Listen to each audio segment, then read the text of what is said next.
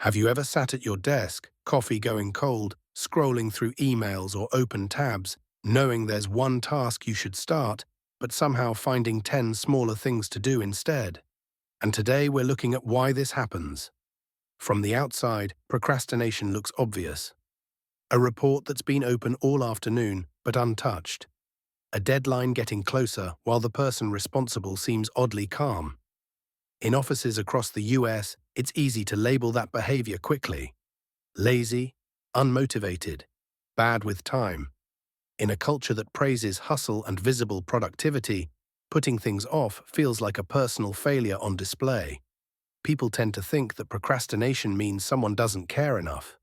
Like a coworker who waits until Sunday night to finish a presentation due Monday morning, leaving everyone else assuming they just didn't take the job seriously. We're used to measuring effort by how early someone starts, not by how intensely they work once they do.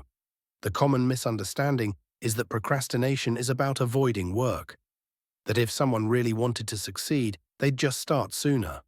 The truth is, most procrastination isn't about the task itself. It's about avoiding how the task makes someone feel. Think about opening your laptop after a long commute, seeing a complex project waiting, and feeling that brief wave of tension before clicking on something else instead. The delay isn't about the work, it's about managing that discomfort. From a scientific perspective, the brain doesn't treat all tasks equally. It reacts to emotional weight, not just importance, like someone reorganizing their apartment instead of starting their taxes, because the clutter feels solvable, while the tax forms feel heavy and undefined. One feels controllable, the other doesn't.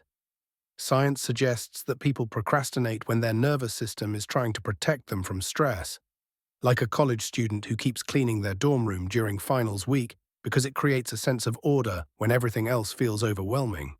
That behavior looks irrational, but it's actually the brain choosing the fastest available relief.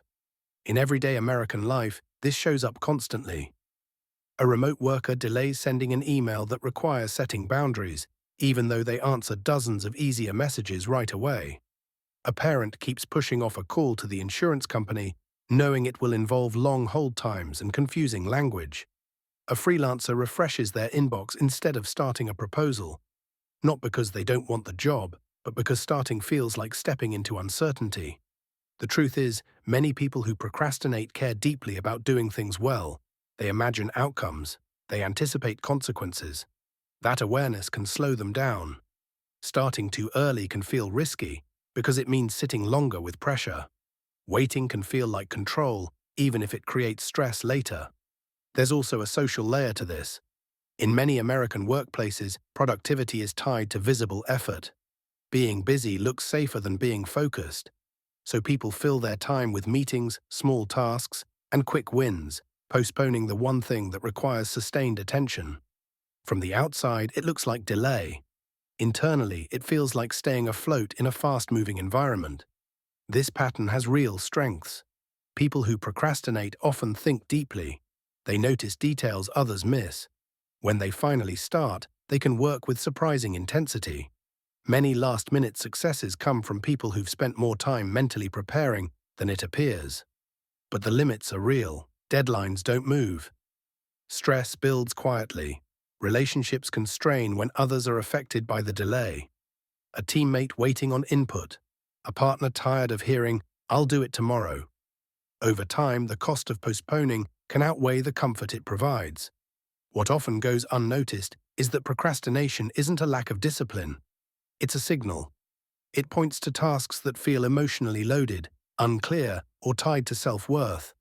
Ignoring that signal doesn't make it disappear, it just pushes it closer to the deadline. So when you see someone putting things off, it may help to see more than the delay. To recognize that procrastination is often an adaptation to pressure, not a flaw in character. It's how some people cope in a world that rarely slows down. That realization shifts the story. It turns their lazy into they're navigating something heavier than it looks. And it can change how we relate to our own delays too. Have you ever noticed that the tasks you postpone the most are often the ones that matter to you the most?